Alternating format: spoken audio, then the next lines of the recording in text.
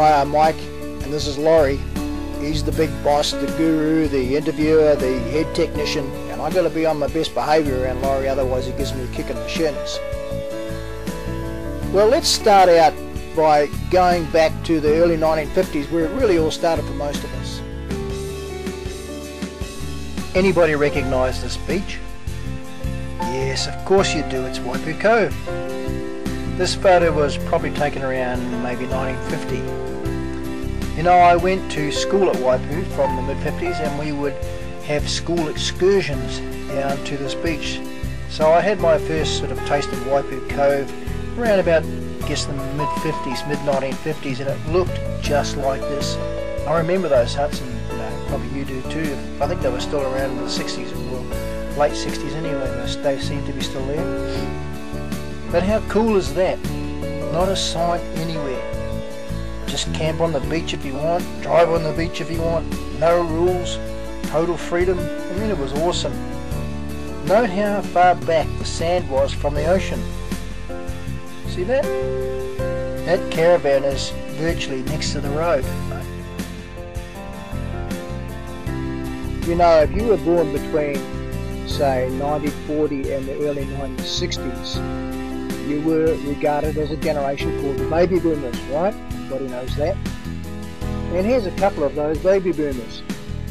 Mike Cooney in 1948. Well, I had a teddy dog, not a teddy bear. What did you have? And here's Rod Hayward in the early 1950s. All right, definitely destined to be involved in the motor industry, no doubt about that. Check those curls, man. I mean, you could quite easily put your own photograph in there, couldn't you, if you were born during that period? Now, who's this little cutie? Not one of the King boys, is it?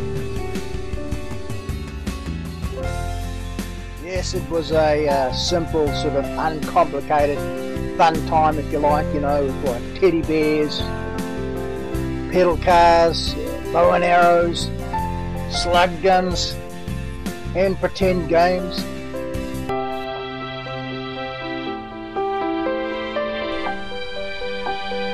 Well, we were just kids in the 1950s. There's not a care in the world, man. Many of us grew up in rural areas or would frequent parks and bushlands like this, and you know, play games with pretend guns and also play with the wildlife as well.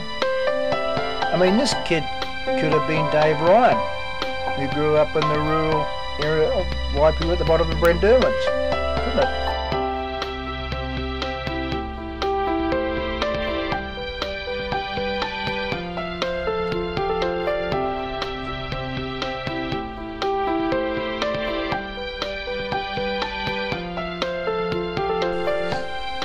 Or perhaps Jeff Smith. I could just see Jeff walking along like this, you know, dreaming about some strange thing like all of us did from time to time.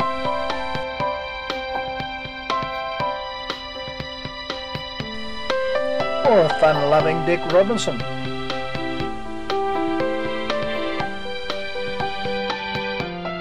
However, as simple as times may have been in those days, that generation, the boomer generation, was about to bring enormous change to this world like we've never seen before. Let me explain it to you.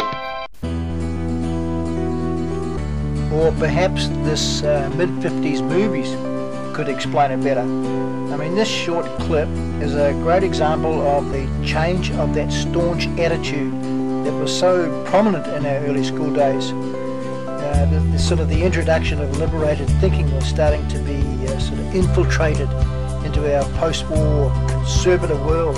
Just listen to this. You're wrong about Vicky. You just don't understand her.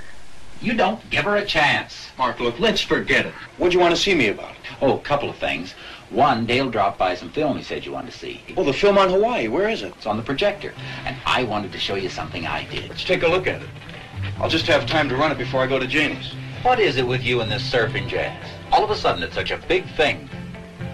Listen, Mark, I'm just beginning to realize there's more to life than just test tubes and fish. I'm going to live a little before I settle down again. I'm going to grab my girl and get married, and then I'm going to surf on the beach at Waikiki before I get too old to enjoy it. I've got a feeling that is not what your father had in mind. I know. I haven't found a way to tell him yet, but well, I've got to live my own life, Mark, not the one Dad's picked out for me. Life's too short. Today proved it, Bunny's gone just like that. I just want to store up some happiness for Janie and me before our time comes. Rich, if the accident or my living in this house had caused you to change your plans, to give up your career... Mark, the accident just opened my eyes to what I've been doing. Or rather, what I haven't been doing. I want you to stop taking life so seriously. Man, it goes by too fast. Too fast to waste. Come on, get the lights. Well, you see these films, the surf is great. Yeah, enormous changes had come before. Yes, of course they had. But always through individuals or individual leaders. Never before has enormous change come through a worldwide generation. Never before. We were very much shaped by our parents. Generational expectancy was still very strong then, and strong parental influence was really just part of life. But in the mid-50s, something began to change. I've got a feeling that is not what your father had in mind. I know. I haven't found a way to tell him yet, but well, I've got to live my own life, Mark, not the one Dad's picked out for me. Life's too short. This was a film made in the mid-50s, and California and Hollywood were acutely aware that change was in the air and a new attitude was being born. And this is what those conservative 1950s kids would look like 30 years later. This is the 1990 Cottesloe Longboard Club in Perth, Western Australia. On the left we have Warren Thompson, an Auckland boy who was a frequent visitor to our sort of local waves up here in the north. Builds great surfboards these days in WA, and he also made one for me about 20 years ago. He's a great surfer, frequented our shores quite often. And there I am on the far right, and with his hand raised next to me on the front row is Dunny, Peter Dunn, an Auckland grommet who now lives in Perth also.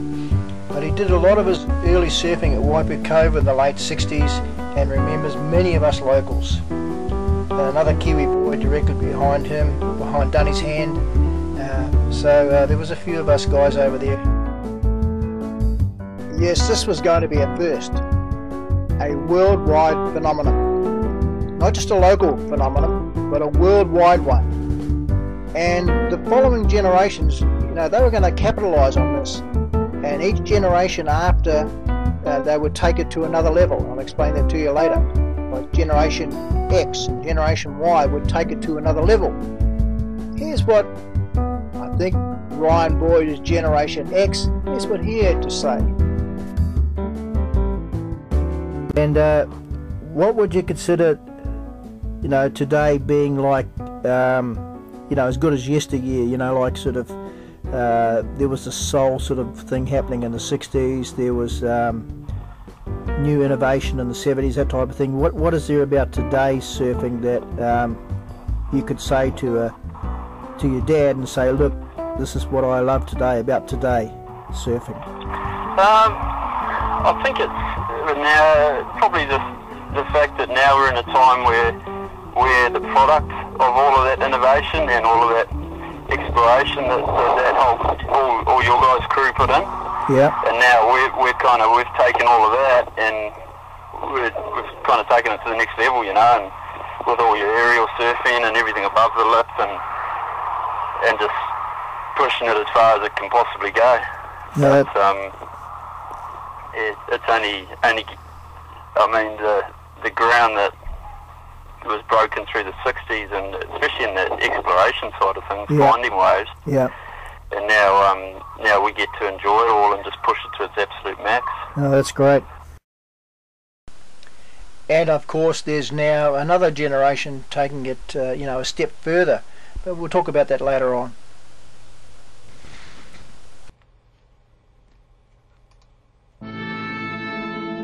We have to understand that in the 1950s the world was still very fragmented. Mystery was still very strong concerning other cultures. Not like today, but it was a great air of mystery about the entire world in the 1950s. Other cultures were foreign to us. This is a movie tone news clip taken in the early 1950s. And think about this for a minute. To a little 8-year-old, Waipu boy, seeing this movie clip of Morocco in North Africa in 1955 was about as foreign as anything could possibly be to a little Kiwi boy who only knew what I grew up with. That Arab world you see there was incomprehensible to us. It was a million trillion light years away from us, like another species. I mean, just a total mystery. Nothing like today, of course. Very little mystery in the world today with the advent of the internet. We didn't even have televisions then. In the 1950s, there was this real mystique about the world, an uncertainty about different cultures, their disconnection from the rest of the world. Many were closed to the outside world. We didn't know anything about them.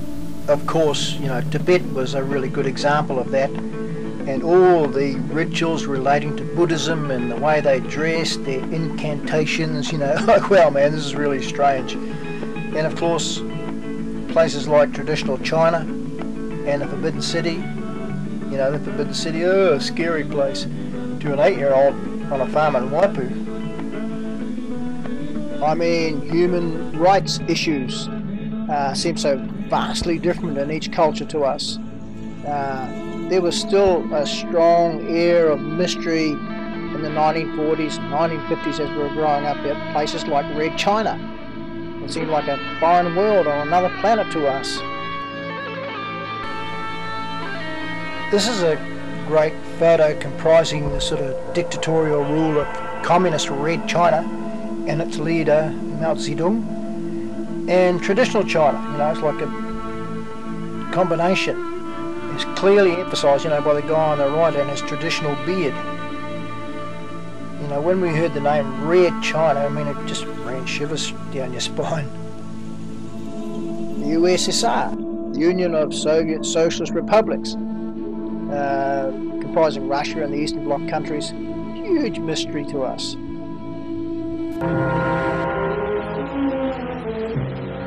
This is the Kremlin, citadel of Russian communism. Looking at Russia, we might see it as a country to be studied, as we study other nations of the world. Yet we know that Russia today is regarded as a grave threat to our nation, to our freedom, to the peace of the world. Why so? What makes it a threat? Looking closer, we see a clue. Public display of giant portraits of communist leaders. These leaders, by their actions, have caused the world to stand guard. Here, in Russia, you see the reason why so many nations are building up their defenses. As a 10-year-old, I never understood what communism was really. I only knew I didn't want it in New Zealand, even though I didn't even know what it was. Like the Belgium Congo, in deepest, darkest Africa. It sounded like a real scary place to us.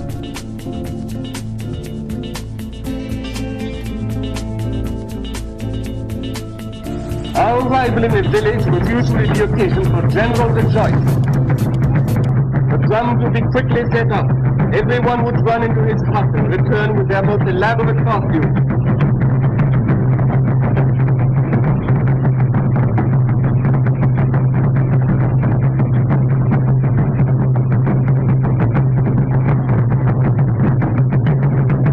These are not lampshades or baskets. They are Negro hats woven from local fiber. The wearer of the masks personify the chimpanzees of the forest, and their grotesque evolutions are supposed to imitate those of the chimpanzee. Morocco and the Arab countries seem like another world to us. Indonesia and Bali and Java and Sumatra and all these sort of places were still completely foreign to us. We had no idea about them. And the reason for all this uncertainty and ignorance and fear concerning all these distant cultures was the fact that the only information that we had about the rest of the world in the 1950s was when we went to the movies and watched Movie Tone News. About once a month or once every 3 months, or on the radio. But there was no TV, no internet. The only way we found out about the outside world was when we watched Movie Tone News at the movies.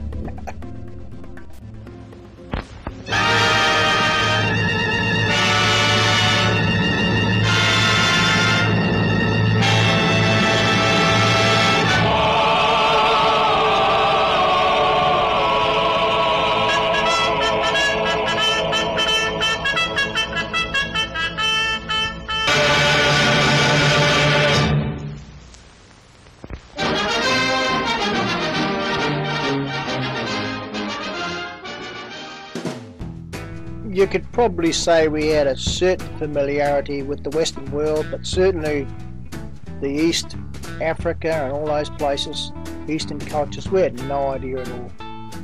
In fact, I used to go to a movie theatre in the 1950s at a place called the Harper Varon in Green Lane in Auckland. You know why? Because I was an Auckland boy. I grew up in Auckland.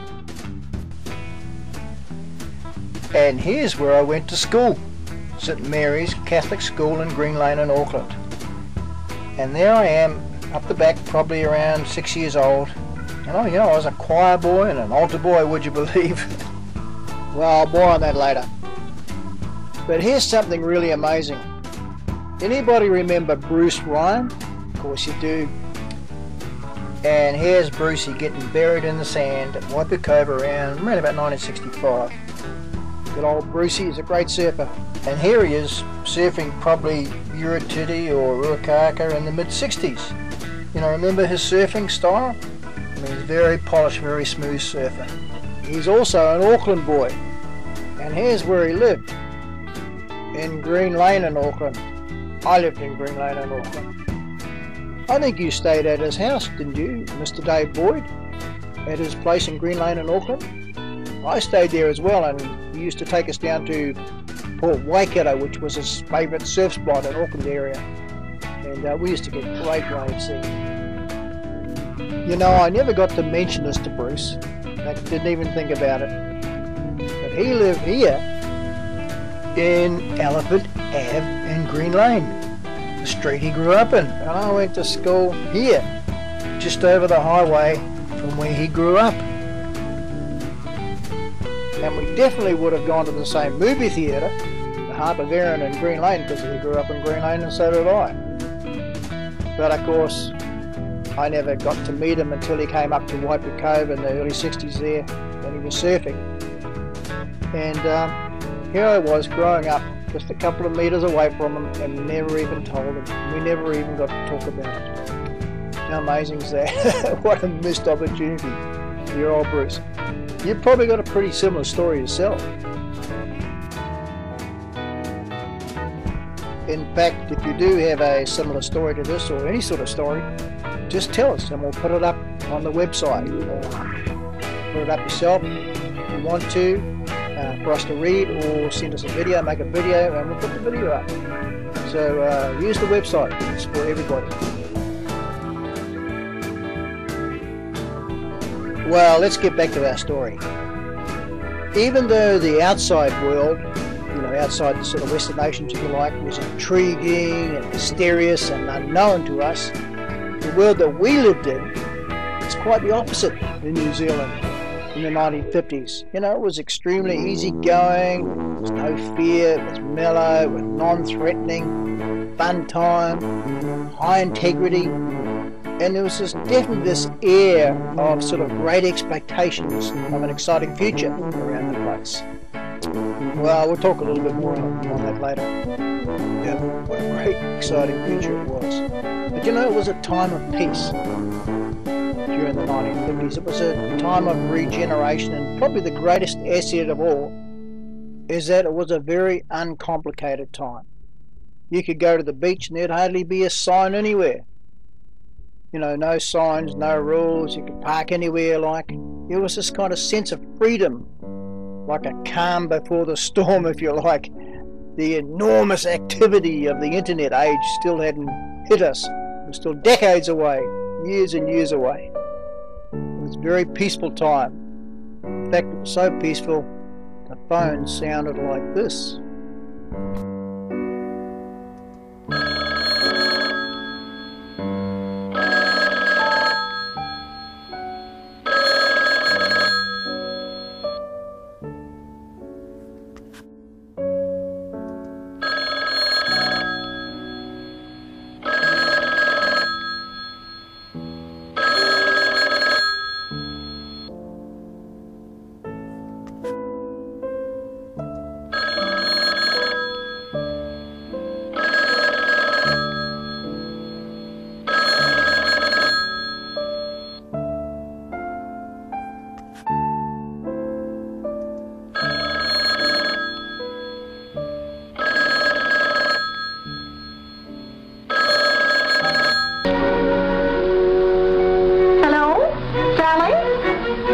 This is Mother.